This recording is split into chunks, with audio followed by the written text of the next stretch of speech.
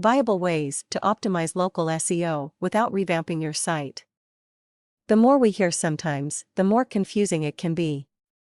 We may have a product, a page, or just ourselves that we're trying to promote, and we want to know the most up-to-date ways to do it, so we keep trying different things while not being sure if it's even working.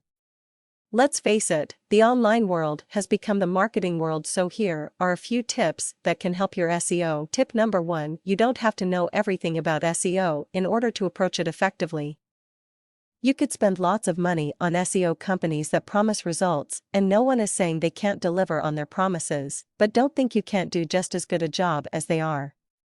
They want you to believe that SEO is very complicated and complex, so you should give them money and leave it to them, but this is a myth. Knowledge is power. Knowledge can always be acquired, and all you're lacking is knowledge on a particular subject, but you're always going to get more out of something if you learn to do it yourself, and anytime you do learn it yourself, you've realized it wasn't hard to understand at all. SEO isn't brain surgery. Tip number 2: make sure your anchor text isn't confusing or misleading.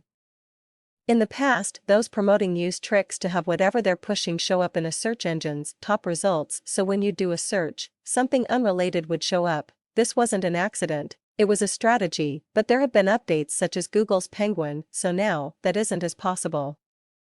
You have a product, a service, or just you that you want to have show up in a search and not have people click on the link because they're confused, so think in terms of who are you and what do you have that you want people to know about. Tip number 3: social media is a huge part of SEO.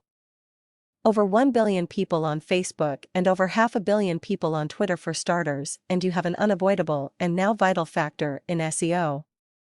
Everything you do online counts now. All your interactions, posts, mentions, and even replies to comments may show up in a search engine, so if you're promoting but you don't interact with people, you're lessening your chances of being noticed.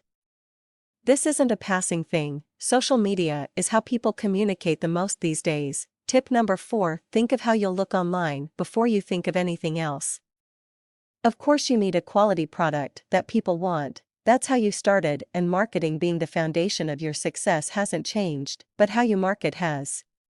Everyone is online shopping and reading promotions that you may find saturate the cyber world, but if you were trying to market, you'd want to be that link that everyone is seeing too.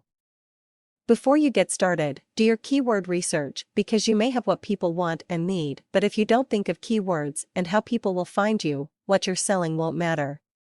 There's a lot out there, and the goal here is SEO. Tip number 5: learn about keywords, search engines, and web pages.